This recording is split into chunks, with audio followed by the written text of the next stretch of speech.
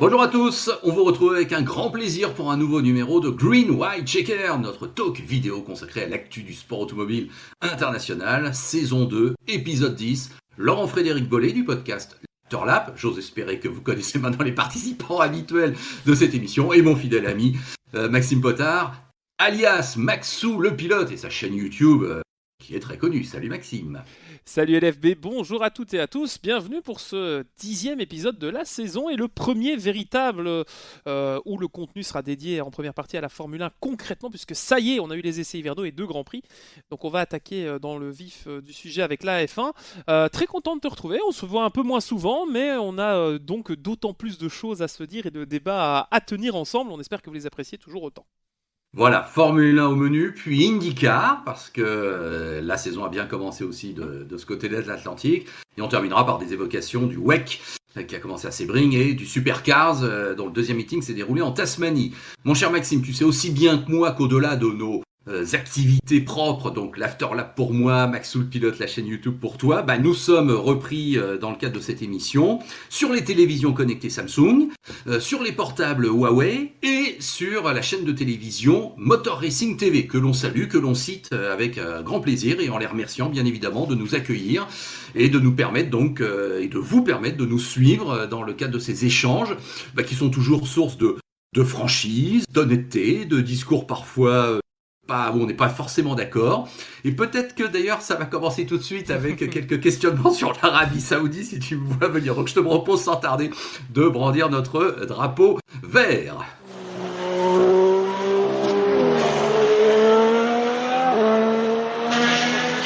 Voilà, Green White Checkered, le drapeau vert qui symbolise la première partie de l'émission, toujours spéciale et fin, et d'autant plus que ça y est, la saison a bien démarré avec les 2 premiers Grands Prix, Bahreïn et Arabie Saoudite. Et honnêtement, mon cher Maxime, j'avais posé la même question à mon consultant dans l'Afterlap, Tristan Gomandi. C'est vrai que si on nous avait dit il y a encore 3 mois au sortir d'Abu Dhabi que les Mercedes seraient pas bien, que les Ferrari domineraient, que Kevin Magnussen serait de retour et ferait feu de tout bois, que Bottas exploserait aussi, et puis que je dois oublier encore 2-3 trucs. Bon, enfin, Oui, c'est vrai qu'on l'aurait pas cru. c'est quand même un scénario assez improbable. On a l'impression d'avoir fait un retour vers le futur en 2019-2020. Oui, début de saison absolument fou, des essais hivernaux tenus avec des espoirs de McLaren, d'un moteur Mercedes et Ferrari qui surprend, mais ça arrive quasiment tous les ans et après on se rend compte au premier Grand Prix que non. Cette fois-ci oui, et je pense que ce sont eux les premiers surpris. Alors avant de rentrer peut-être dans les 2 Grands Prix, moi à la sortie des essais hivernaux j'avais énormément d'espoir vis-à-vis donc de Ferrari, de McLaren et Oui. globalement de la réglementation 2022 qu'on découvrait et qui nous a fait découvrir d'autres aspects de l'aérodynamique, notamment le fameux marsuinage, le talonnage que l'on connaît. Maintenant, un mot qui n'était pas forcément très parlant pour Oui, nous alors, les jeunes, mais tu as peut-être connu ça à l'époque de l'aspiration et des jupes, ça existait déjà dans les années oui. 70. Oui, non mais attends, juste pour te dire que toutes les appellations sont possibles, parce que on peut dire aussi les rebonds. En tout cas sur Talonnage, Canal, ils le oui. disent pas mal. Et puis Tristan, lui, il me disait que lui, il disait spontanément le pompage. Alors tu vois, Le comme quoi, pompage. Ah, oui, pourquoi pas. effectivement. Donc tous les mots sont. Mais c'est vrai qu'en anglais, eux, ils ont qu'un mot, c'est le porpoising, c'est ça là. Port poisoning, ouais, c'est ça, ouais, Voilà, c'est ça. exactement. Bon. Et finalement, c'est l'effet du Venturi, donc la forme de la voiture, qui à très haute vitesse fait s'aspirer l'air à plusieurs reprises. Bon, on va pas faire de technique ici, sinon on est là Non. jusque la semaine prochaine. Mais voilà, le fait que certaines équipes ont été radicales dans leur choix technique, Mercedes qui supprime totalement les pontons, il faut le dire, Ferrari qui nous fait un dessin assez intéressant, d'autres qui restent proches du dessin proposé initialement par le règlement, mais ça fonctionne malgré tout très bien. Des choix techniques un peu plus osés. On parlera pas de la livrée de chez Alpine, c'est pas ce qu'on veut dire, mais au niveau de chez que ce soit Aston Martin ou que ce soit Alpine avec des moteurs différents, on voit qu'il n'y a pas 2 voitures identiques, alors qu'on avait un peu peur finalement après Ouais. la présentation des voitures pseudo-officielles que l'on retrouve un plateau copier-coller. Ça fait du bien aussi de voir que cette nouvelle ère amène ces différences et du coup ça redistribue un peu les cartes et force est de constater qu'après 2 Grands Prix, on a un scénario assez exceptionnel. On a des choses que l'on n'attendait pas, qu'on n'attendait plus. Bon, Vettel qui n'est pas là, qui ramène une énième fois Nico Hülkenberg, passons parce que c'est pas ce qui fait qui va changer la physionomie de la grille. Mais par contre, le moteur Ferrari, s'il est légal cette fois-ci, on se rappelle de 2019, mais non, je plaisante, mais le moteur Ferrari est véritablement pour moi la révélation de cette nouvelle réglementation, l'intégration et le travail de Ferrari. Et une Scuderia sereine comme cela, je pense qu'il faut remonter à bien 15 ans pour la retrouver. Et à l'époque, fin Schumacher, fin Todd. Je sais pas ce que tu en penses, Ah ben, mais c'est de très bon augure pour oui. les Non, Italiens. mais plusieurs choses. Effectivement, tout le monde, je crois, sera content, on va dire ça comme ça, que Clairement. Ferrari revienne au plus haut niveau. Et effectivement, cette équipe tellement mythique, alors qu'on aime ou qu'on n'aime pas, bien sûr, avec des faits, des hauts, des bas dans leur histoire, d'accord, mais effectivement, Ferrari qui peut s'immiscer, qui va s'immiscer maintenant, c'est une certitude dans cette bataille pour le titre, c'est une super nouvelle. Alors moi, je te cache pas que j'ai perdu mon pari, j'étais persuadé que Leclerc allait gagner ses 2 premiers Grands Prix de la saison. Alors Bahreïn, je me mouillais honnêtement pas trop parce qu'on avait quand même bien senti au travers des essais hivernaux qu'ils étaient effectivement un petit peu devant et très très solides. Donc là, honnêtement, j'ose te dire que j'avais bien senti le coup. Mais je pensais que Leclerc allait enchaîner sur sa lancée parce qu'effectivement, ce début de saison, c'est ce que j'ai dit à Tristan, c'est un double header. On a enchaîné à une semaine d'écart, on n'est pas loin. Bon voilà, c'était un peu 2 grands prix en un, quoi. Bon, et ça me semblait évident qu'ils allaient continuer sur leur lancée. Or, la surprise, mais c'est aussi une excellente nouvelle, c'est qu'effectivement, Ferrari n'est pas non plus ultra dominateur. Ça aurait été dramatique, et combien de fois on a eu ça dans l'histoire, quand dès le premier Grand Prix, on voyait Schumacher avec la Ferrari ou Hamilton et avec la Mercedes coller 1 seconde et demie à tout le monde. Bon, on avait compris que ça y est, la bataille était déjà finie. Là, non. Et c'est vrai que Red Bull, qui pourtant se prend une méga tuile sur la tête à Bahreïn, qui nous aurait dit là aussi, mon cher Maxime, que les 2 voitures allaient abandonner. C'est plus arrivé depuis très longtemps, hein. Pas de Red Bull à l'arrivée. Oui. C'était la surprise. Et en tant que, on peut le dire, supporter de Verstappen, maintenant vous le savez si vous suivez cette émission, j'ai été particulièrement inquiet quand Verstappen a commencé à avoir des soucis de fiabilité parce qu'on sait que c'est ce qui a causé pour moi déjà le retard de lutte entre Hamilton et Verstappen sous l'ancienne réglementation. C'est-à-dire que le nombre de fois où le moteur Honda a sabordé les plans de l'équipe Red Bull, pas oublier que c'est toujours un moteur Honda, hein, dans le dos. Il a beau être baptisé Red Bull Powertrain, c'est quand même un moteur Honda à la base. Je le trouve qu'il y a quand même eu pas mal de couacs pour ce premier Grand Prix. Et même avec Yuki Tsunoda qui a passé la moitié de ses essais libres encore en Arabie Saoudite dans le stand avec des fuites d'essence, des problèmes, Moi, ce moteur me fait peur, sincèrement, et c'est peut-être là le talon d'Achille de Red Bull. Maintenant, les 2 problèmes, que ce soit au niveau de la pression d'essence qui a touché les 2 voitures, et ensuite le problème de régénération qui a bloqué on va pas parler de pont arrière, mais l'arrière de la voiture de Perez, ça fait peur que ça puisse arriver à Red Bull, en fait. Je sais pas si tu sens que c'est... En fait, j'ai l'impression que la fébrilité de Red Bull cette année est peut-être celle que Ferrari avait ces dernières années. Tu vois, ils se battent avec un matériel où ils ont le potentiel, mais est-ce que ça tiendra, en fait? Pas certain que Red Bull aille à l'arrivée de tous les Grands Prix. On est d'accord qu'il peut y avoir une petite épée de Damoclès à ce niveau-là, d'autant plus que on rappelle que 23 Grands Prix dans la saison, forcément, ça multiplie les chances d'abandon et de problèmes qui vont bien survenir un peu plus de fois que s'il y avait que 16 Grands Prix. Donc ça arrivera forcément, on est d'accord. Maintenant, mon cher Maxime, si le Grand Prix d'Arabie Saoudite, moi je suis toujours un petit peu comme ça, tu l'as remarqué depuis le temps qu'on fait cette émission, je suis assez sensible aux signes, aux éléments de destin, de hasard qui n'en est pas. Si ce Grand Prix d'Arabie Saoudite avait été un peu une sorte de prolongement de Bahreïn, avec effectivement encore des soucis chez Red Bull, et une sorte de domination tranquille et impitoyable de Ferrari, là je t'aurais dit attention, ça sent mauvais. Le fait est que la pole de Perez, magnifique d'ailleurs, très belle. Passage. Ouais. La victoire de Verstappen au final, à l'issue aussi d'une bataille fabuleuse en fin de course, on a tous vibré, je crois. Bon, fait qu'ils ont tout de suite remis les pendules à l'heure. Et c'est quand même un signe qui, à mon avis, est très important, parce que ça veut dire qu'effectivement, la réaction a été quasi immédiate, elle a été tout de suite victorieuse, et ils n'ont finalement rien perdu. Alors, à part sur la globalité des 2 premiers Grands Prix, oui, ils ont des points de retard sur Ferrari, ça c'est sûr. Mais sur Mercedes, ça y est, le gap est déjà refait, puisque Mercedes en était très bien tiré à Bahreïn, avec Hamilton qui arrive à nous refaire un podium, il est quand même extraordinaire à ce niveau-là. Ça, c'est incroyable. Bon, voilà, mais un Grand Prix plus tard, et non, Hamilton est déjà derrière Verstappen au championnat. Donc, moi, le petit signe que j'y vois, c'est que Red Bull, quand même, est plus que jamais favorite à sa propre succession. Mais ce qui est fabuleux, c'est qu'effectivement, si on avait un duel Mercedes-Red Bull et Hamilton-Verstappen l'an dernier, si cette année c'est plus Ferrari-Red Bull et Leclerc-Verstappen, on sera tous super contents. Hein. Mais on sera très contents et je trouve, alors là je vais peut-être être victime de ces dernières années en disant ça, je trouve que la bataille, peut-être un peu naïvement, est saine entre les deux garçons. Ils s'aiment pas, hein, ça on le sait. Entre Leclerc et Verstappen, ils ne s'aiment pas. On sait qu'il y a des antécédents des catégories inférieures, mais j'ai trouvé que le fait de se saluer à l'arrivée, ça m'a rappelé un peu Rosberg-Hamilton la première année. Donc je ne sais pas si on va arriver dans une déviance aussi extrême qu'avec Hamilton, je ne pense pas, puisque changement de réglementation, de directeur de course, etc. Je pense qu'on n'a plus envie de retomber là-dedans à l'extrême, et les changements apportés pendant l'hiver feront que non. Mais force est de constater que moi, quand je vois Leclerc et Verstappen se battre, quel que soit le vainqueur, je trouve que c'est fair, c'est légitime, c'est équitable, et ça me fait plaisir en fait, parce que tous les fans de sport auto sont un peu fans de Ferrari, il faut quand même l'admettre, hein, même si c'est pas le cas de manière ostentatoire. Mais voilà, je trouve que moi, j'ai vu Leclerc gagner le premier Grand Prix, j'étais fou de joie pour lui, parce que bon, j'ai un peu, je me suis un peu énervé avec les problèmes de Red Bull, mais oui, pour être concis et rapide, Ferrari devant fait du bien à la Formule 1. Tout simplement, Oui. et on a toujours connu ça, donc ça, c'est un sentiment de bien-être. Voir que Mercedes n'est pas aux avant-postes fait du bien à une partie de la communauté aussi, parce qu'il y a un sentiment de renouveau que voulait cette réglementation, donc Paris réussi. Maintenant, n'enterrons pas Mercedes, il ne faut pas dire qu'Hamilton va prendre sa retraite dans 3 semaines, on a vécu 2 Grands Prix. Ferrari a dit, à l'issue des essais, que le package actuel fonctionne bien et qu'ils ne veulent pas forcément le développer tout de suite pour continuer à l'apprendre et en tirer un maximum.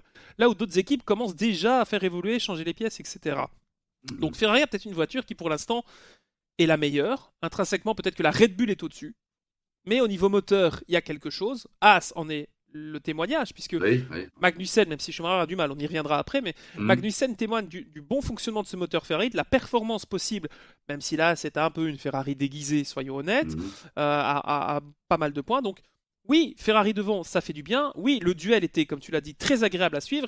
Et à part quelques blocages de route Verstappen pour avoir la ligne de DRS, ce qui est pour moi tout à fait réglo dans la bataille, hein, tous les arguments sont beaux à prendre, bah, j'ai même été triste de voir que Verstappen venait à chouiner un petit peu à la radio, tu vois. Je me suis dit, est-ce qu'on peut pas passer outre cela et vraiment se battre et voilà, point. Donc ça m'a un peu dérangé vis-à-vis de Verstappen. Là où Leclerc paraissait en maîtrise, Leclerc paraissait à son sujet, Sainz va gagner son premier Grand Prix avec Ferrari et ça lui fera du bien. Ça, on peut vous le signer, je pense que tu es d'accord avec moi. Oui, j'allais juste le mieux, parce que le pire ennemi de Ferrari pour l'instant, c'est pas Verstappen, c'est pas Perez, c'est pas Russell, c'est Ferrari. C'est-à-dire qu'il faut absolument pas qu'ils retombent dans leur travers de ces dernières années où, à l'image de Leclerc-Vettel en 2019, ça finisse par une catastrophe monumentale. Donc ça, c'est à Binotto maintenant de montrer qu'il est apte à diriger une équipe avec 2 pilotes capable d'être champion du monde et une voiture et une équipe capable d'être championne. Et on le voit aussi aux arrêts au stand. Je suis désolé, il n'y a pas eu un couac chez Ferrari depuis le début de la saison. Donc c'est bien la preuve que quand tout va bien, quand tout se goupille parfaitement, il y a une spirale positive chez ces gars-là, comme dans n'importe quelle entreprise, j'ai envie de te dire finalement. Mais je trouve que ça fait du bien de voir Ferrari devant et j'espère que ça va continuer vraiment pour la suite de la saison. Oui, bah tiens, si je me fais une petite projection sur ce qu'on va avoir cette année, j'embraye sur ce que tu dis là rapidement. Sur 23 Grands Prix, là aussi, ça multiplie les cas de figure. Tout à fait. Évidemment que Sainz va gagner un Grand Prix, oui. Évidemment, là, je peux vraiment pas imaginer quand même que Hamilton n'en gagne pas au moins. Enfin, je peux pas la croire que Mercedes sera à ce point-là au fond du trou. Russell gagnera son premier Grand Prix, ça, je le signe aussi tout de suite. Bien sûr qu'il y aura un accrochage Verstappen-Leclerc. Mais oui, c'est obligé. Sur 23 Grands Prix, c'est inévitable. Oui, voilà, ça, c'est sûr. Là, c'est fair play, c'est beau, c'est respectueux.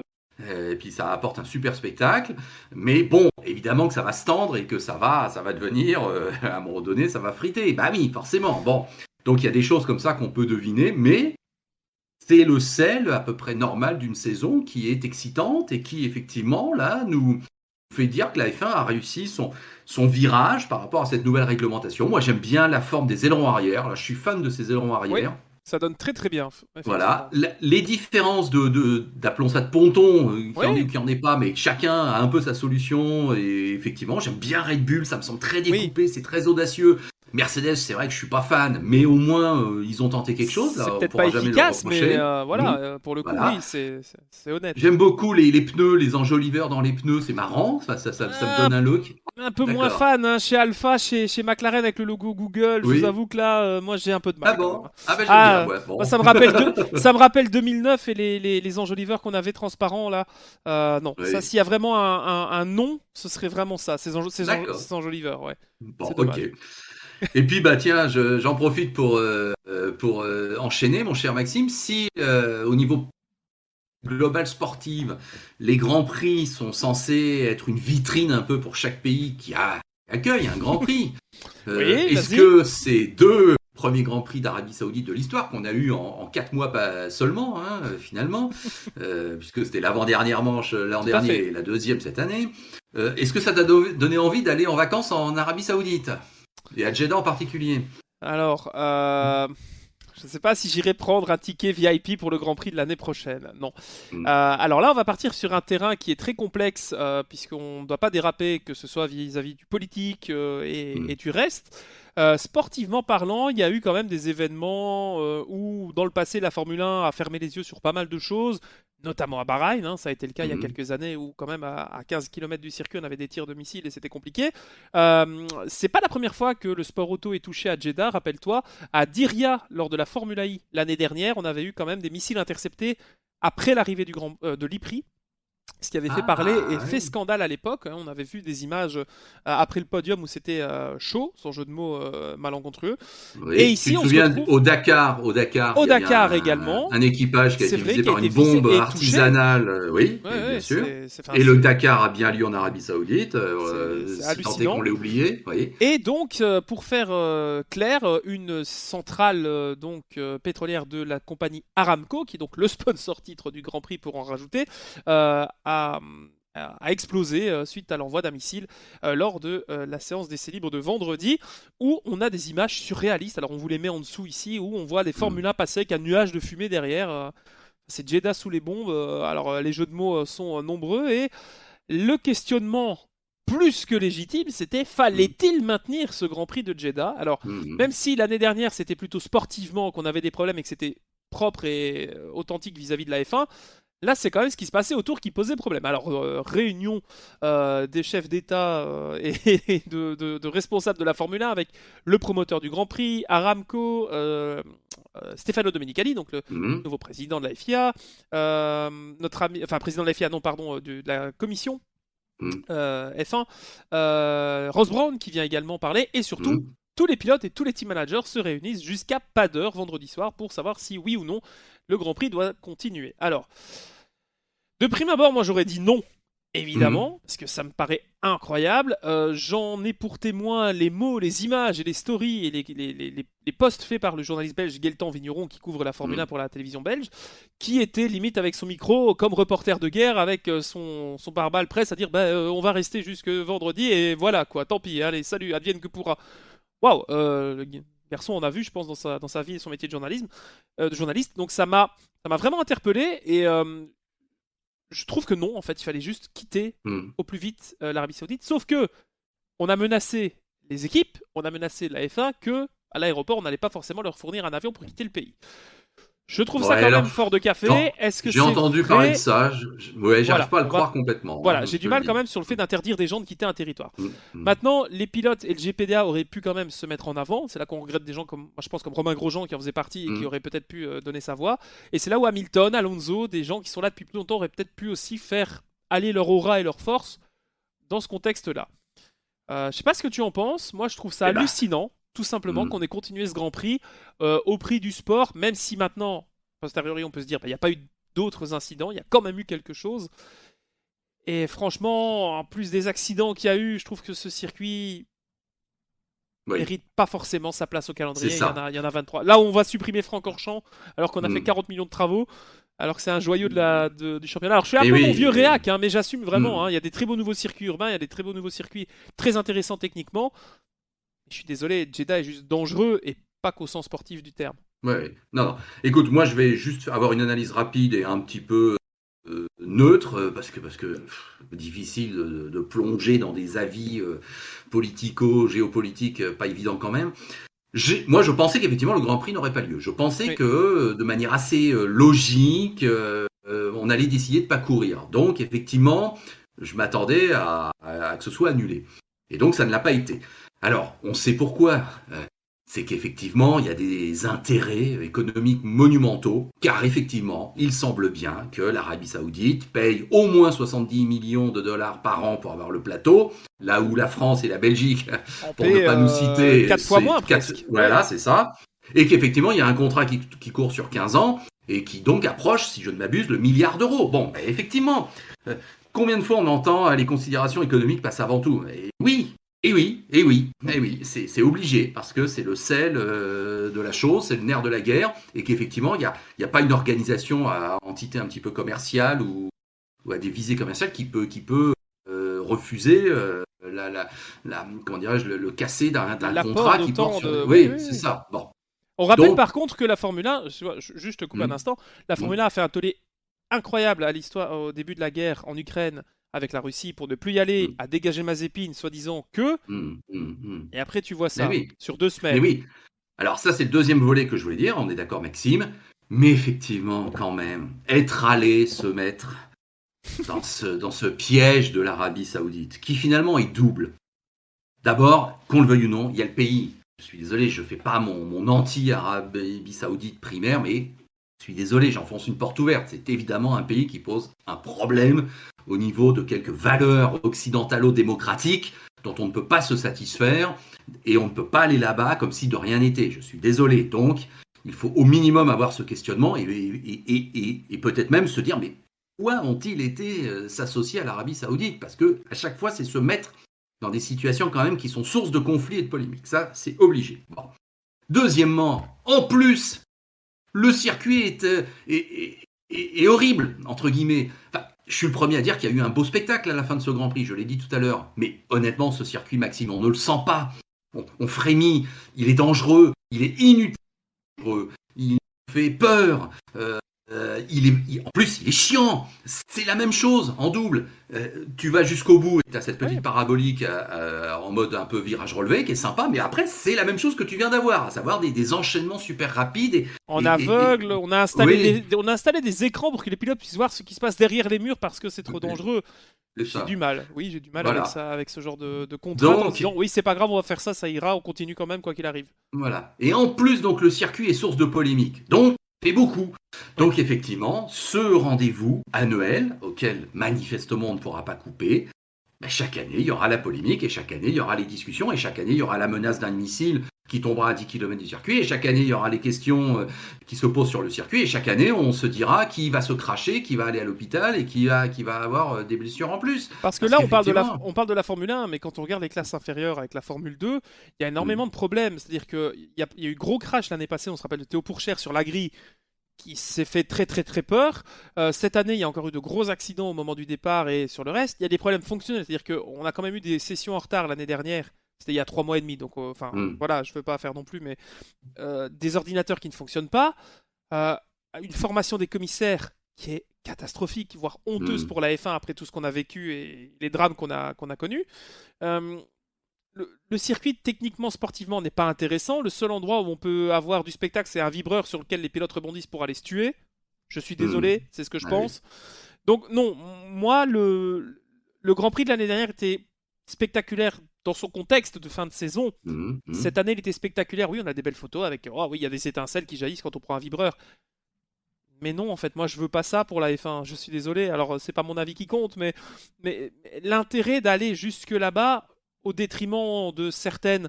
Alors c'est un mot que j'aime pas utiliser en disant valeur, parce que c'est pas ce que je veux dire. Je veux pas manquer de respect à cette culture qui est aussi riche que n'importe quelle autre sur cette terre, et voilà. Mais au niveau fonctionnel, logistique, sportif, politique, il n'y a pas grand-chose à sauver en fait.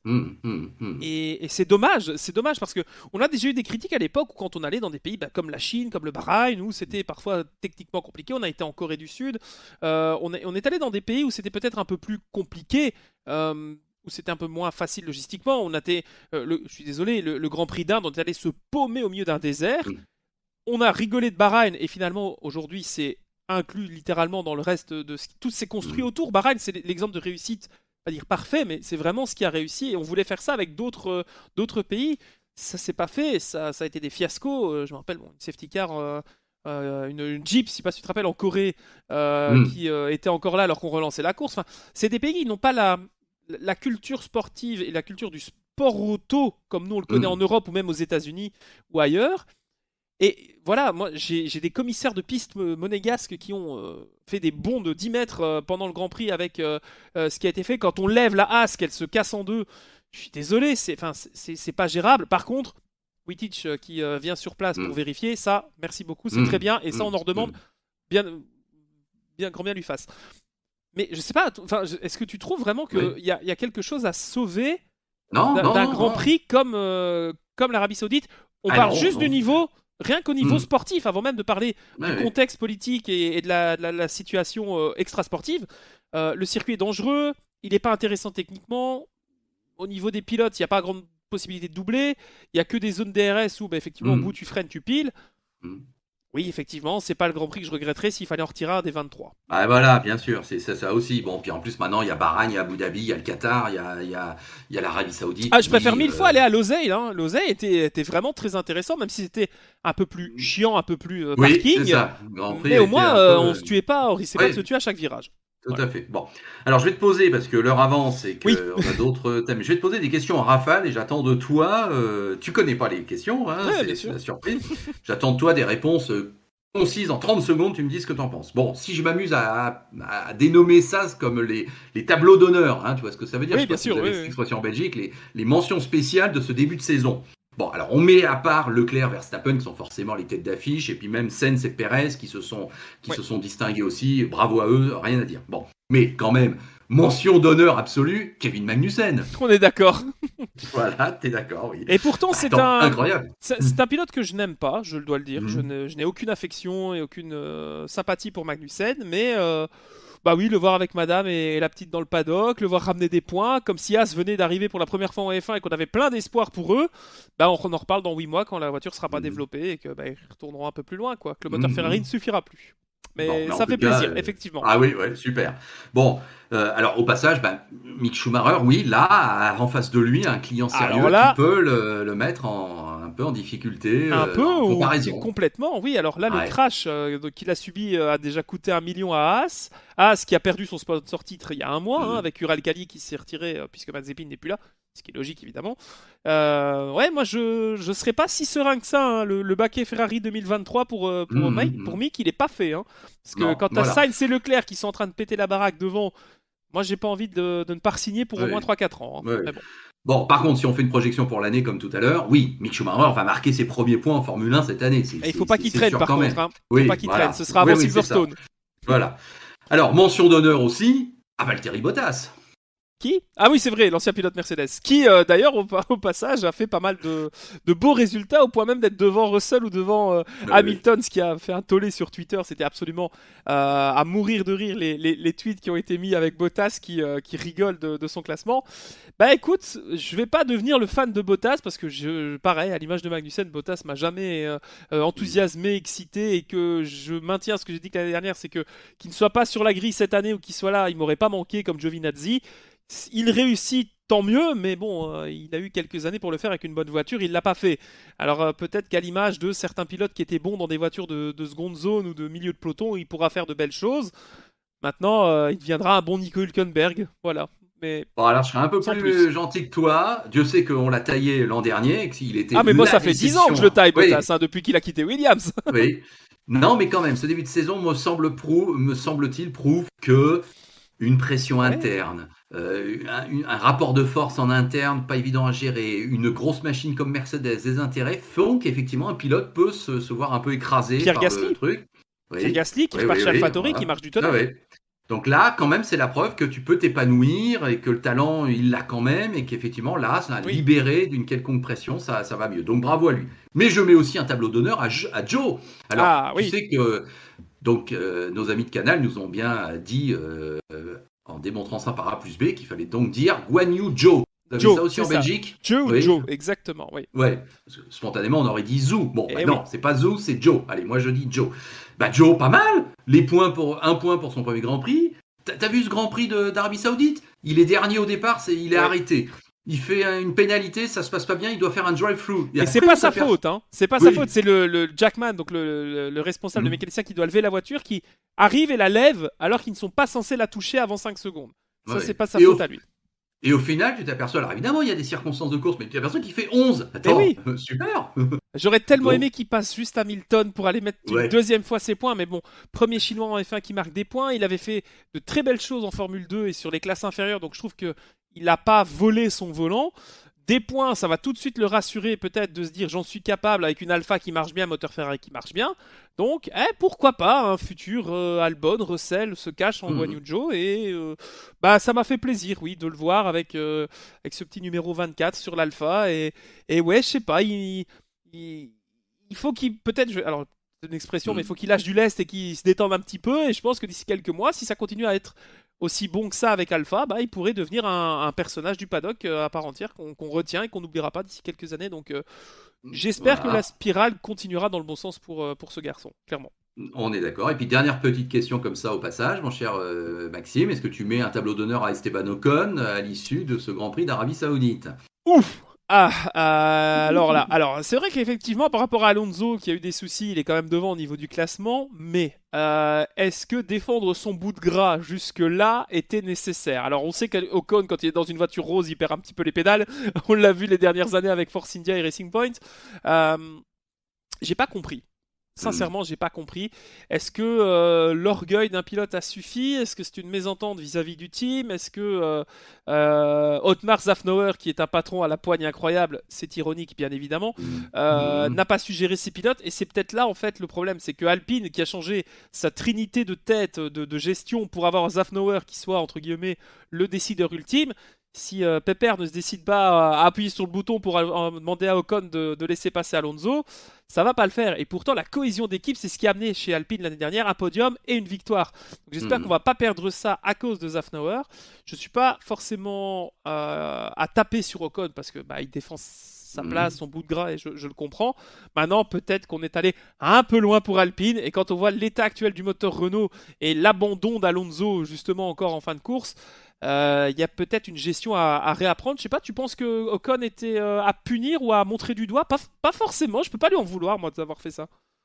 Non, parce qu'on sait comment c'est et qu'effectivement qu'il montre qu'il est au même niveau qu'Alonso, globalement, on va dire ça, et que les deux sont là pour se battre, oui, c'est super, je le comprends. Maintenant, non, je pense qu'il a un peu franchi quand même la ligne jaune, enfin rose. et que voilà, et que non, il en a trop fait. Et qu'à un moment donné, il fallait être un peu sage. Et j'avoue que sa déclaration d'après-course, en mode faussement innocent, c'était génial, c'était comme une course de cartes. Oui, non, Esteban... c'est pas l'idée. Non, c'est ça, c'était pas que ça non plus. Voilà, il fallait peut-être pas que ce soit ça, justement. Bon, bref.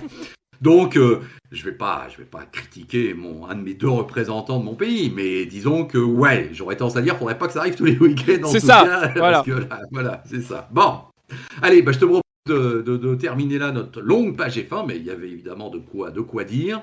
Et on va en Australie. On va en Australie, tu te rends compte? Oui, ça va avoir lieu. C'est incroyable, ça fait 3 ans qu'on attend d'aller à Melbourne où il y a eu les travaux, on a refait le circuit, il y allait avoir mais pas le supercar, mais finalement il y aura tout. Mais finalement, je sais pas, on va rester 3 semaines pour tellement on va être content d'aller à Melbourne. Je suis désolé, mais moi j'ai vraiment hâte de voir le nouveau circuit avec les courbes beaucoup plus rapides et avec les nouvelles F1. Je sais qu'on allait passer à la suite, mais juste un petit mot, je sais pas si dans les commentaires ça vous intéresse vraiment de retourner à Melbourne, mais moi je trouve que Melbourne est un circuit qui doit toujours pour moi ouvrir la saison, parce que voilà, symboliquement il faut qu'on aille à un circuit comme Melbourne semi-urbain, et je sais pas, moi je suis excité comme une puce, je t'avoue que j'ai hâte. Mais moi, je le mets toujours dans mon top 5 d'une année, quoi. 220 km/h globalement en ville, et pas à la façon de Jeddah, moins artificielle, avec de la variété, une ambiance géniale, un cadre sublime. Ça, c'est pas moi qui a l'Australie chevillée au corps. Bon, ceux qui me suivent depuis longtemps le savent.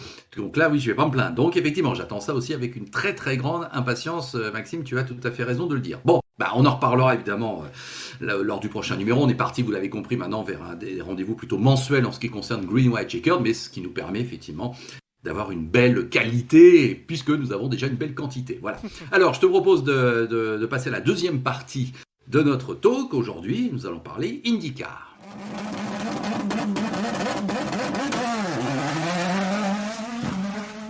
Drapeau blanc, effectivement, pour la deuxième partie sur les 3 au programme. Alors, l'IndyCar, qui est une discipline évidemment majeure, là, depuis quelques saisons, c'est l'évidence même. On l'a toujours suivi, nous, bien sûr, mais il y a peut-être eu des périodes un petit peu moins glorieuses, mais là, c'est clair qu'on est dans un sommet. Avec, alors, évidemment, puisque j'ai cette fibre australienne dont je parlais il y a quelques instants, tu sais, je ne l'ai jamais caché que Scott McLaughlin est évidemment mon petit chouchou, que je suis persuadé que ce type est phénoménal. En tout cas, en supercars, il l'a été. Passer quand même du tourisme à de l'IndyCar, à de la monoplace de tel haut niveau, je suis quand même le premier à avoir applaudi à ce mouvement et à la décision de Roger Penske. Mais j'ai été le premier l'an dernier, même si je l'ai vu un peu, on va dire, en mode apprentissage. Bon, de là à dire qu'effectivement, il va pouvoir être un futur champion, j'aurais peut-être pas dit ça. Mais, écoute, ce début d'année 2022, c'est incroyable. C'est comme si, effectivement, Scott s'était dit, bon, ça y est, maintenant j'ai appris. Et maintenant, je vous montre comment on fait. Donc, effectivement, alors, il fait la pole ou pas à Saint-Pétersbourg? Zut, j'ai un doute. Non, c'est Rosenqvist, non? Oui, alors non, Rosenqvist, il fait la pole au Texas, pardon. Je crois qu'il fait la pole quand même. Je pense qu'il fait la... Oui, il fait pole. Oui, il fait pole et victoire, oui, pardon. Il fait pole et globalement, il a été... Oui, il part devant Palou, excuse-moi, ça me revient au moment où je le dis. Ça. Si c'est toi, moi-même, je sais bon. Donc, bref, une démonstration impeccable, là, rien à dire. Pole, la majorité des tours menés, une maîtrise globale, impeccable. Il gagne à Saint-Pétersbourg, c'est quand même pas un circuit si évident que ça. Ok.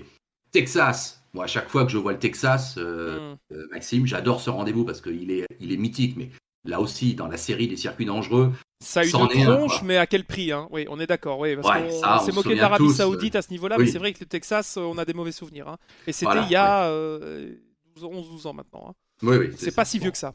Non. Bon, chaque année, on se dit, oh là là, qu'est-ce qu'ils vont nous faire encore au Texas? Ça va être un drame. Bon, ça n'est pas un drame. Mais bon, là, je vois mon Scott qui fait 2 sur la grille, qui mène tous les tours et qui, effectivement, craque de manière un peu, regrettable pour lui dans le dernier tour. Il a montré que c'était un rookie encore. Je suis désolé. Là, erreur de rookie. Mais qui nous fait une démonstration globalement sur l'ensemble de la course, encore une fois phénoménale. Donc, moi, effectivement, je me dis, mais ça y est, Scott McLaughlin est effectivement la pépite annoncée. Même, j'osais pas le croire à ce point-là. Extraordinaire. Alors, est-ce que je m'enthousiasme un petit peu trop? Est-ce que tu voudrais mesurer un petit peu plus ce début de saison de la part du Néo-Zélandais? Comment tu l'as vécu? Moi, je l'ai vécu comme une petite claque parce que, bon, déjà, j'étais très content pour toi parce que je sais que tu aimes beaucoup ce pilote, mais personnellement, je me suis dit, ah ouais, mais en fait, c'est juste un pion de plus dans l'échiquier, en fait, dans le jeu de l'IndyCar, et je l'avais pas vu venir celui-là. Alors, autant, oui, Palou, Power, Vicky, Herta, Howard, on se dit, ok, c'est bon, ceux-là, on les connaît. Mais je savais pas quand même que Scott allait aussi rapidement montrer son autorité, surtout sur 2 circuits intrinsèquement totalement différents. Parce que bon, c'est vrai que sur les ovales l'année dernière, parfois il avait fait des bons résultats, mais voilà. Je m'attendais pas à ce que il soit quand même à ce point-là devant. Bon, il est dans une bonne équipe quand même, hein. Faut pas se le cacher, mais bon, autant profiter d'être là. Et non, je m'attendais pas à ce que Scott fasse premier et 2 sur les 2 courses. Après, il termine devant Palou du coup à Saint-Pétersbourg. C'est bon, Newgarden qui gagne, mais bon, Newgarden, il a une bouteille, c'est limite, il a une cave à vin d'expérience derrière, donc on peut pas lui en vouloir d'avoir perdu face à l'expérience de Newgarden. Mais quand même, dans la catégorie du renouvellement, même si Scott n'est pas un tout jeune, c'est encore une bulle d'air de frais pour l'IndyCar qui a une grille. Je trouve. Alors, voilà, je vais peut-être m'avancer un peu. Je sais qu'il y a des Français, il y a pas de Belges, mais je trouve qu'on a une des plus belles grilles cette année d'IndyCar depuis de très nombreuses années. Et ça s'est construit au fur et à mesure ces 3-4 dernières saisons où, avec ceux qui sont promus de l'Indy Light, avec ceux qui arrivent un petit peu comme à l'image de Grosjean, on a eu l'arrivée, Ericsson, même s'il en a gagné une, il est quand même là, il est 5e du championnat. Donc, mais il est solide maintenant. Voilà, il a fait à l'image peut-être de McLaughlin, son expérience. Maintenant, bon, bah, Jimmy Johnson qui gêne un peu aussi, ça m'a, Ouais, mais attends, ça super, m'a, hein. ça m'a rendu Ouais. un peu fou parce que je me dis, bah voilà, il voit encore clair l'ami Johnson. Mhm. Mais voilà, j'espère que un jour on pourra dire que Scott McLaughlin a gagné l'Indy 500 par exemple, que ce soit un Ouais. pilote qui commence une deuxième carrière dans un autre domaine, comme tu l'as dit alors.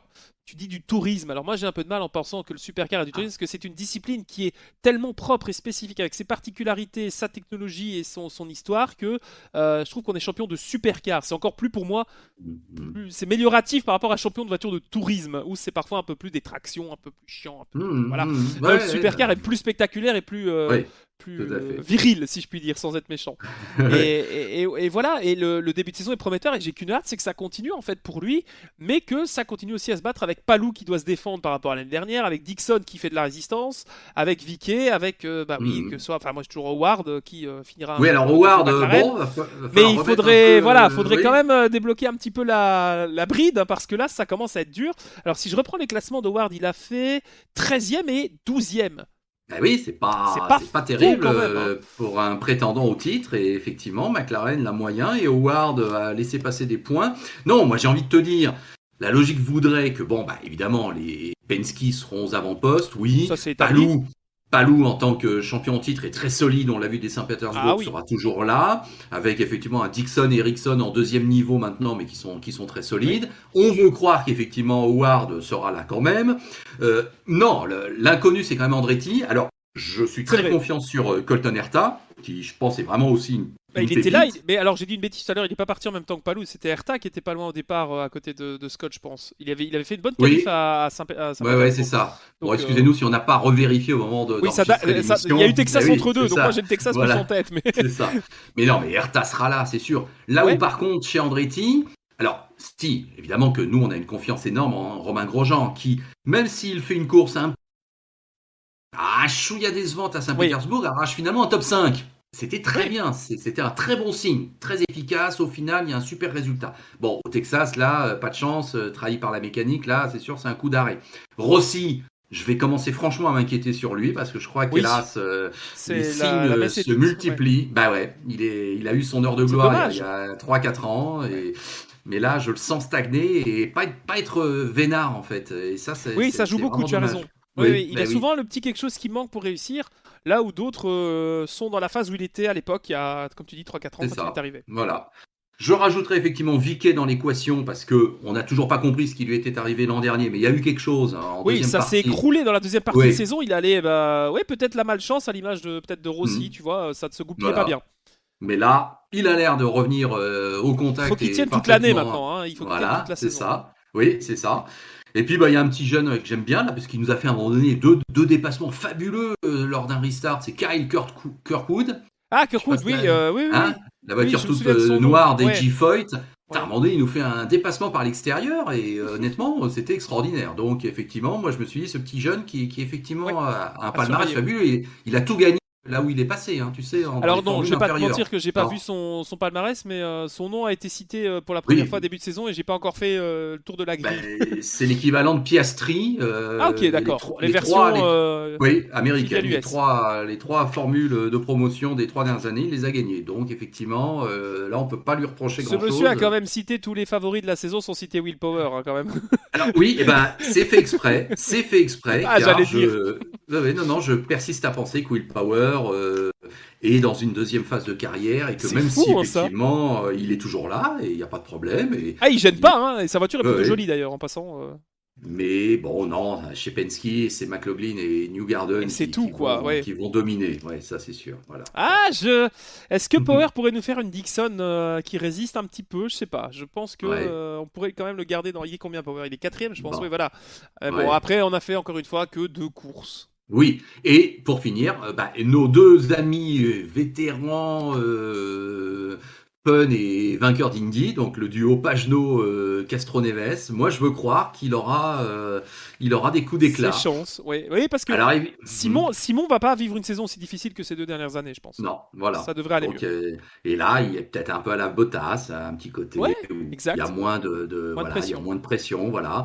Alors, c'est vrai que dans les départs et les restarts, il est toujours un peu en mode C'est délicat pour lui, mais en rythme pur, il était bien depuis là. Donc effectivement, je veux croire que les deux là vont arriver à bien monter en puissance et à avoir des coups d'éclat. L'expérience pourrait faire le coup de peut-être une 5e victoire Indy pour certains. Ça pourrait le faire. Ça. Ce serait exceptionnel quand même. Ça, ouais. Et alors un petit mot pour Romain quand même qui a commencé.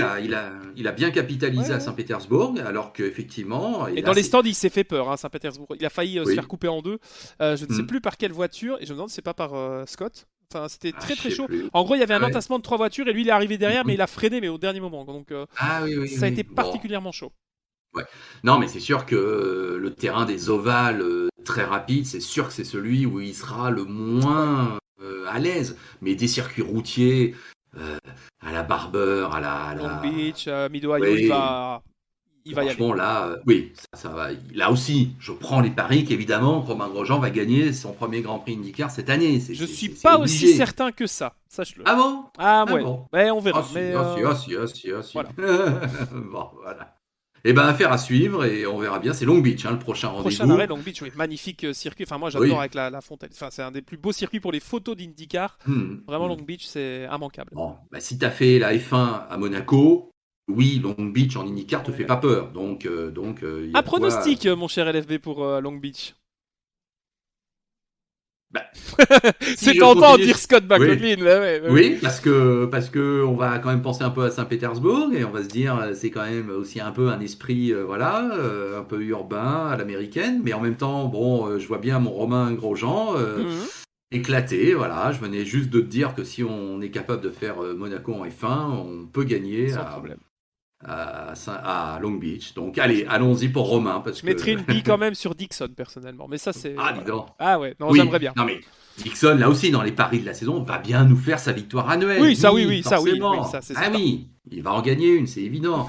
Hamilton a bien fait son podium pour la 16e année consécutive. C'est incroyable. Donc Dixon va bien nous faire sa victoire annuelle. On est parfaitement d'accord. Bon, dis donc, je vois l'heure qui avance. Qui tourne.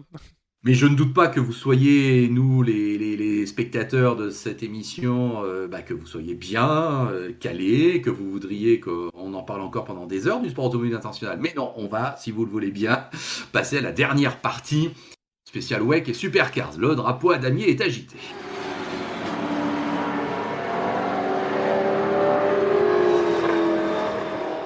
Alors Maxime, on a choisi effectivement de sélectionner 2 disciplines parce qu'il n'y a toujours pas de redémarrage au niveau BTCC, DTM, alors, ça commence, WTCR. Ça commence. Le WTCR, on a quelques présentations de voitures, mais on n'est pas encore là puisque la première manche de Most a été annulée en République tchèque. On va commencer un peu plus tard.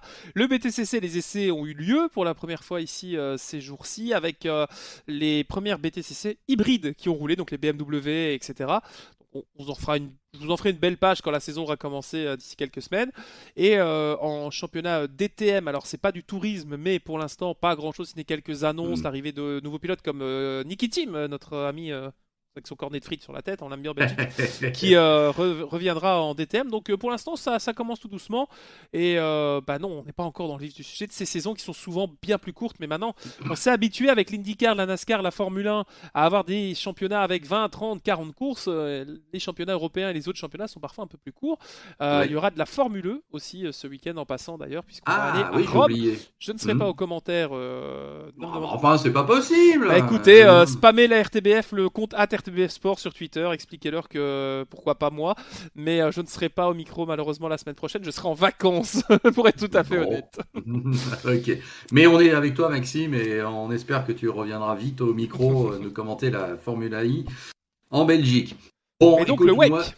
Le WEC, oui, alors Sebring, c'est vrai que oui, c'est un rendez-vous, Sebring doit faire partie du calendrier WEC. Oui, évidemment, championnat du monde d'endurance, on se réjouit qu'il y ait Daytona, qu'il y ait Sebring, qu'il y ait Le Mans, Monza, Spa, oui, c'est ça, c'est un grand championnat du monde. Bon, t'as vu que la course a quand même été écourtée suite à drapeau rouge, suite à orage, donc effectivement, ça a été assez mouvementé. Mais donc, alors, on en est à une domination quasi sans partage d'Alpine. Et ça, croyez-moi, entendre ça de la bouche d'LFB il y a 3 mois, je l'aurais pas signé en WEC, parce que franchement, mais comment est-ce possible? Bon après, Toyota s'est un peu pris les pieds dans le tapis, enfin dans les bosses, évidemment. Oui, parce que c'est pas comme si l'écart était minime. Je crois qu'au total, il y a 40 secondes d'écart, ce qui peut paraître ridicule comme ça. Avec la course écourtée, quand même, oui, Alpine est là, puis avec des pilotes qu'on aime bien quand même, hein, Nicolas Lapierre, Mathieu Vaxivière, voilà. Non, mais ils ont fait la pole, ils ont globalement été devant, Oui, et même Toyota a reconnu qu'ils ne pouvaient pas lutter. Donc effectivement, ce règlement WEC fait qu'une P1, non mais ça fait 2 ans qu'on parle de hypercar, et c'est encore une P1 qui gagne. Alors non, mais moi c'est très bien, évidemment c'est une super story, et quelque part, pas volé. Voilà, c'est pas volé, et que ça prouve que Toyota n'est pas toute seule non plus, et qu'il peut y avoir quand même du suspense, et c'est super. Bon. Mais c'est vrai que c'est un peu étonnant alors qu'on est en mode hypercar, qu'on attend toutes les LMDH arrivant, les Peugeot, bon, qui fera pas Le Mans, mais c'est quand même logique, faut être honnête, on peut pas s'offusquer. Ce serait un peu aller au casse-pipe. Hein, ouais. Oui, voilà. Par contre, on a appris que les LMDH des équipes, on pense à Porsche, qui vont venir aussi en 2023, tout comme Peugeot, le droit de venir faire des courses WEC en fin de saison, en mode pas de points marqués, mais test grandeur réelle hors classement. Ouais, c'est ça. Voilà. Bon, mais c'est très bien, c'est très bien. D'ailleurs, on salue, je me permets, je t'interromps, Lawrence Stroll qui a fait une très belle démonstration de la Aston Martin Valkyrie à Bahreïn, qui est une voiture qui était censée rouler à LMDH et qui ne roulera pas. Je vous déteste, Monsieur Stroll. Voilà. Voilà, oui, c'est vrai. Donc une belle victoire sympathique de la part d'Alpine, effectivement, mais peut-être un peu en mode chant du cygne aussi, parce que quand même, à un moment donné, cette Alpine XP1 ne sera plus là. Toyota, alors bon, évidemment, on a quand même... Puisqu'il y a un peu de mauvaise foi des fois dans notre émission, parce qu'on se permet parfois un peu de juger, de critiquer. Bon, si ces dernières années un pilote Toyota a parfois été critiqué, c'est José María Lopez. Je suis désolé de le dire. Bon, est-ce que là encore, notre ami ne mérite pas un petit carton rouge quand même ? Tu as vu l'accident ? Alors l'accident, je l'ai vu, je l'ai pas forcément compris tout de suite avant de revoir les images parce que je me suis dit mais mon Dieu, Fred, mon grand, qu'est-ce que tu vas nous mettre la voiture à l'envers ? On a eu un peu peur quand même, hein. Faut pas être honnête, on rigole, mais sur le moment moi j'étais pas serein. José María Lopez quand il roulait chez Citroën en WTCR, WTCC à l'époque c'était très bien. Maintenant, c'est vrai que chez Toyota, entre lui et Conway, ça commence à faire pas mal de carbone et pas mal d'erreurs qui ne sont pas... Alors c'est dur à dire comme ça, mais digne d'un pilote d'endurance. Je sais pas si tu vois ce que je veux dire, mais la manière dont il roule, j'ai l'impression que parfois il part pour un sprint de 50 minutes sur iRacing, hein, il est sur sa simu et au pire il redémarre une course et c'est fini. Et j'ai du mal et je dois t'avouer que pour moi, José María Lopez ne mérite pas un coéquipier comme Kamui Kobayashi, par exemple, qui devrait peut-être être sur une équipe plus performante. Mais alors, dans ce cas-là, ce serait vraiment avoué d'avoir un top team avec Buemi, Hartley et Kobayashi et une deuxième voiture un peu dire de seconde zone chez Toyota et c'est pas l'idée. Mais non, encore une bêtise de Lopez. Alors on va pas toutes les citer ici parce qu'effectivement sinon je donnerai les clés à LFB et voilà. Mais il l'a reconnu, hein, qu'effectivement. Alors oui, maintenant il reconnaît ses erreurs. Ça c'est déjà un peu en avant, d'avance. Maintenant, c'est dur. Enfin, je sais pas. Il n'avait pas besoin de continuer à fond. Il a perdu le splitter, on le voyait, on le sentait. On n'était même pas au volant de la voiture que ça allait pas aller bien et il continue à fond. Je sais pas, j'ai pas compris. Non, c'est vrai que là, c'est une grosse bêtise, on va dire. Ouais. Mais bon, allez, Toyota, nul ne doute qu'ils vont évidemment se remettre aux avant-postes pour la campagne européenne et Le Mans. Et Le Mans, ils vont gagner comme chaque année parce que Alpine aura un problème de quelconque et Glickenhaus va abandonner après 23h50 minutes. Et que le règlement au Mans sera plus favorable, effectivement, qu'à Sebring. Bon, en P2, très belle bataille. Et là, je pense que ça annonce... d'autres luttes dans l'année, United, WRT, qui sont là, effectivement, qui se sont livrés une belle bataille. Moi, j'ai eu évidemment, j'ai suivi très attentivement les débuts de Sébastien Ogier en endurance. Tu m'étonnes. Et c'est vrai, quand on y repense, Maxime, non mais attends, on parlait de Scott McLaughlin, mais c'est quand même un switch quand même assez audacieux. Hein. Mais c'est vrai que il y a quelques semaines, Sébastien a été avec nous. Il dit, bon les gars, j'envisage de commencer ma carrière en endurance en P2 à Sebring aux États-Unis. Mais c'est vrai que honnêtement, on lui aurait dit, attends, il y a pas plus simple pour commencer. Le LMS à Monza, c'est très bien aussi, tu sais. C'est vrai quand on y pense, c'est fou. Tout le temps cette piste, elle a été tellement particulière, elle a été compliquée pour tout le monde, même les Peugeot Audi quand ils étaient à l'époque, je peux dire à Sebring, ça souffrait, c'était pas simple. Les Porsche Spyder à l'époque se plaignaient aussi de Sebring. Voilà, bon, il y a encore 2 mois, il est au Monte-Carlo. Là, il monte dans un baquet, il se retrouve à Sebring au milieu, effectivement, des Toyota, des Alpines et d'autres fous furieux, avec une coéquipière française, Lila Vadou, super, Charles Milesi, super. Ouais. C'est un peu hétéroclite, malgré tout. Enfin, c'est sûr que c'était pas simple. Et alors, ils sont à l'arrivée, ils sont 12 de la catégorie. Sébastien Ogier a avoué le premier lui-même qu'il a souffert et que son premier relais, notamment, était pas bon. C'est très humble de sa part, c'est très honnête. Mais bon, c'est vrai que voilà, non, je voulais juste mettre en avant le fait qu'ils ont peut-être fait le plus dur, après tout. Peut-être Oui, tant mieux aussi. ce qui est assez remarquable et ce qu'il faut souligner, c'est la richesse de cette division. C'est-à-dire que le LMP2 aujourd'hui est quasiment une division de pro, ça on peut le dire, avec Mhm. des équipes pro, etc. Bon, le Richard Mille Racing chez qui roule Sébastien est une très bonne équipe, ne nous faites pas dire ce qu'on n'a pas dit. Mais face à United, Jota, WRT, Prema, G-Drive et les autres, il n'arrive pas au milieu des enfants de cœur, quoi. Donc Mhm. il fallait quand même s'adapter à ça. D'autant plus, tu l'as dit, un circuit, bon, respect de bumps, hein, comme le veut le slogan, mais qui est pas non plus facile. Autant dire que OG il prenait des sauts à autant de mètres du sol en Finlande et ça ne l'a jamais dérangé. Et là, pourtant, il a souffert. Comme quoi, Mhm. en sport auto, une piste et une catégorie n'est pas l'autre. Et énorme respect à Sébastien Ogier de cette transition et je lui souhaite que de la réussite. Maintenant, est-ce que c'est en vue peut-être d'apprendre et de rejoindre Toyota en P1 pour rester fidèle à la marque Toyota qui lui a amené beaucoup dans sa carrière? Pas impossible non plus que Toyota injecte quelque chose via l'équipe en P2. Hein, faut voir aussi que ce soit Mhm. pas l'effet inverse. Mais non, et une équipe, voilà, Milesi, je le connaissais pas forcément plus que ça, je connaissais son nom, mais pas de palmarès, etc. Mademoiselle Vadou qui a Mhm. aussi bien débuté, je trouve, avec cette expérience, alors qu'elle venait elle aussi hein, de la Porsche, de la Clio Cup en France. Donc voilà, c'est un équipage jeune, même si bon, Sébastien n'est pas un jeune premier, mais c'est un Mhm. équipage jeune en endurance en tout cas. Et j'ai très hâte de voir cette équipe, par exemple, au Mans, sur une piste un peu Oui. plus facile, ou même déjà à Francorchamps, puisque la prochaine Ouais, étape, ouais. ce sera aux 6 heures de Spa. Non, moi, si Sébastien était avec nous, je lui poserais franchement la question parce que ça m'a fait un peu réfléchir quand même, ce nouveau programme en ce qui le concerne, ces nouvelles Hmm. ambitions. On avait cru un peu comprendre, et c'était logique à la rigueur, que bon, voilà, fait ses courses WEC de la saison, nouveau programme, puis évidemment, il revient à ses premières amours, le rallye dès qu'il peut, et peut-être qu'il va en faire 5-6 rallyes, et on salivait déjà à l'idée de le retrouver face à Sébastien Loeb. Mais oui, mais est-ce que t'as pas le sentiment quand même qu'instantanément, la donne a changé? Parce que Ouais. cet investissement, ce résultat de Sebring, cette expérience de Sebring, prouve qu'effectivement, c'est pas à prendre à la légère, que ça nécessite de l'investissement, ça nécessite du repos après, ça nécessite de se repréparer avant la prochaine. Et mine de rien, maintenant, moi je considère que c'est pas si évident que ça d'aller retourner en rallye comme un peu en mode récréation. Non. Donc voilà, Sébastien serait là, je vous le dis, là c'est très spontané. Je lui dirais, mais Sébastien, est-ce que tu crois maintenant, franchement, Ça que tu vaut peux la faire peine. les deux tableaux? Ouais. Est-ce que Est-ce l'avenir est que pas là? Est-ce que mais oui, mais c'est tout à fait légitime parce que je vois pas si après avoir prouvé tout ce qu'il a pu prouver en rallye et Dieu sait que c'est un des si ce n'est le meilleur de tous les temps. Ça sera à vous de juger, amis spectateurs, mais oui, qu'il y reste une bonne fois pour toutes dans cette endurance et qu'il montre de quoi il est capable, même si on n'en doute pas, mais pour son plaisir, sa concentration et son épanouissement vis-à-vis de ce championnat et de ses équipiers, je le vois mal être remplacé sur une ou deux manches du WEC cette année pour aller faire un rallye où il ne sera quand Oui, même alors pas non champion mais du monde. non, mais il comblera les trous. Mais quand Oui, on mais saura avant pas qu'il est allé faire le rallye du Portugal, je dis n'importe quoi. En plus, je connais même pas les calendriers là comme ça par cœur. C'est juste un exemple, mais ça sera pas complètement souhaitable en fait, pas du tout. non.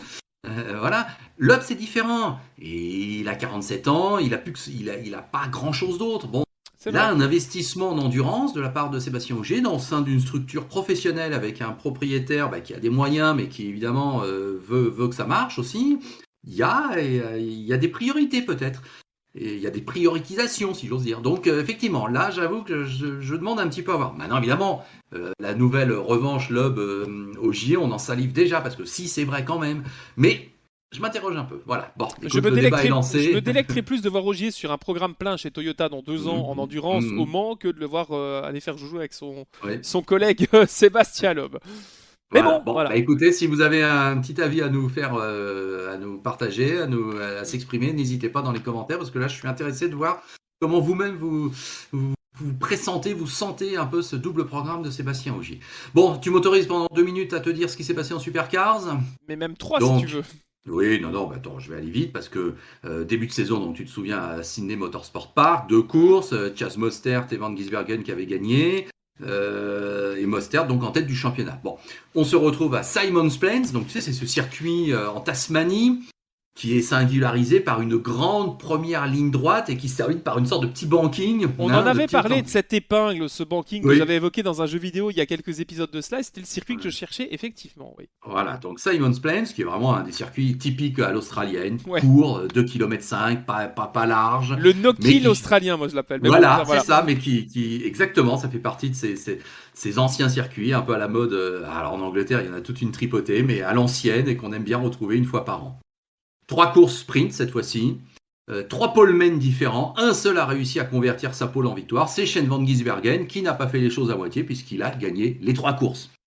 Donc, c'est vrai Maxime, là tu vas me dire, ça c'est un classique depuis quand même quelques années, depuis que McLaughlin en tout cas n'est plus là, oui, Van Gisbergen est quand même l'homme à battre et là, effectivement, il a fait très très fort.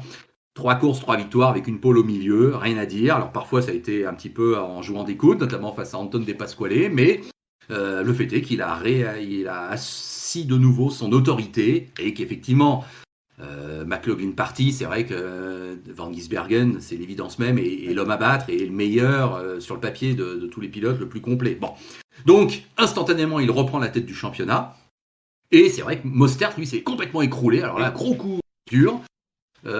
Avec effectivement 3 courses, des qualifs indignes de lui, 13e comme meilleure place sur la grille dans une de ces 3 courses, et à l'arrivée, il y a eu des problèmes mécaniques. Enfin, je crois qu'il fait 15 et 18, enfin je sais plus comme ça spontanément, mais il n'y a qu'une course où il est dans le top 5, mais sinon il est en dehors du top 10 largement.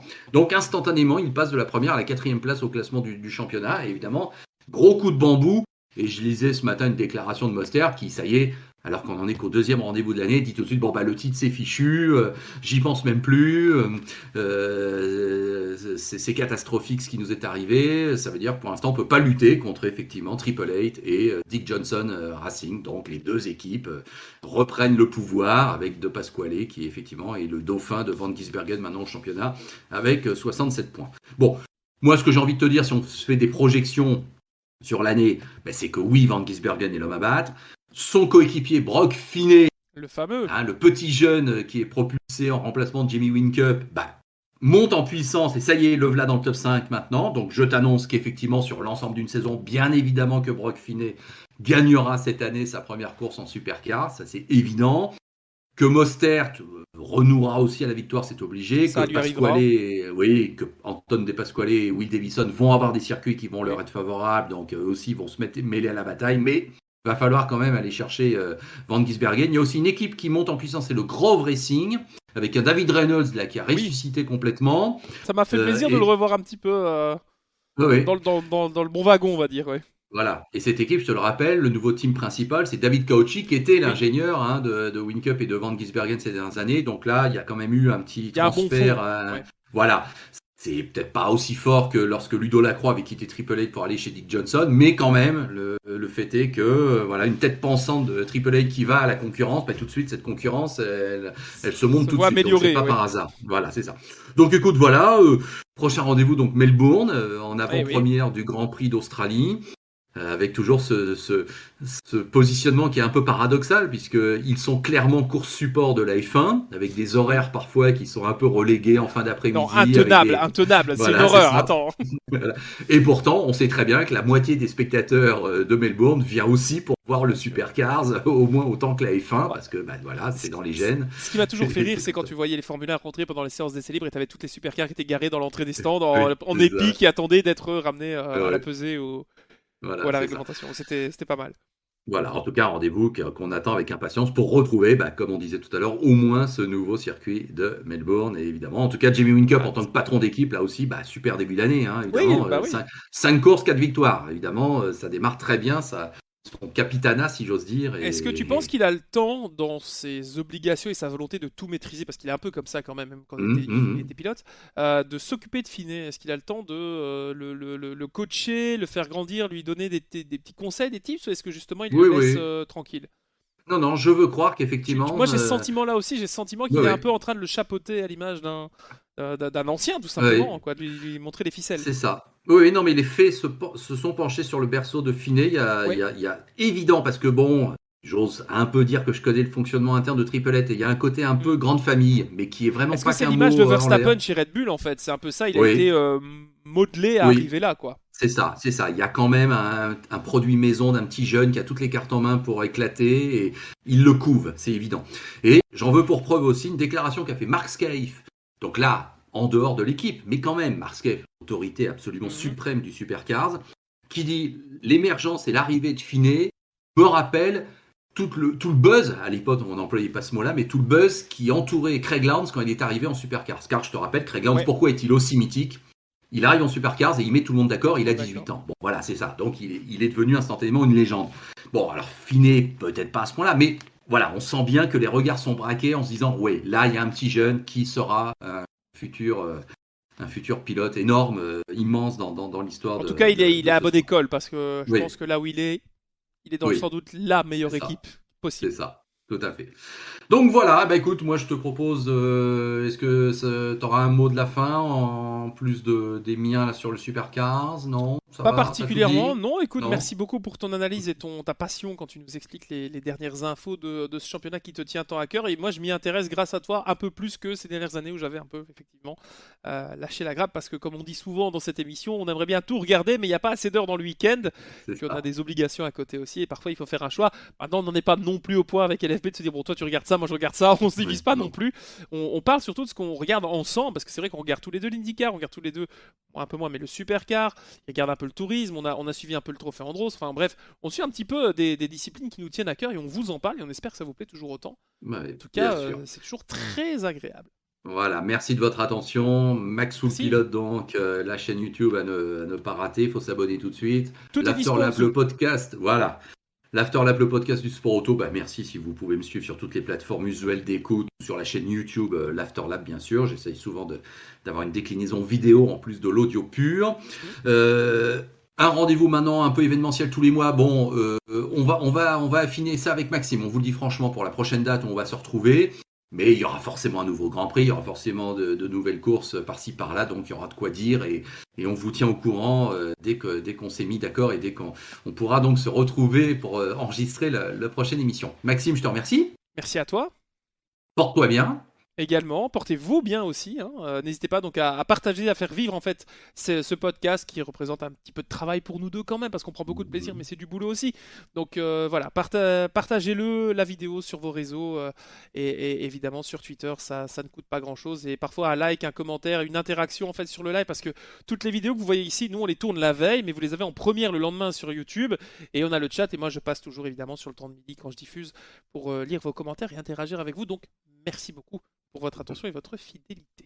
Voilà. Allez, on vous laisse là, mais on vous remercie donc encore beaucoup de nous suivre. Maxime, à bientôt et donc vive le sport auto, vive Green White Checkered. Ciao. Ciao.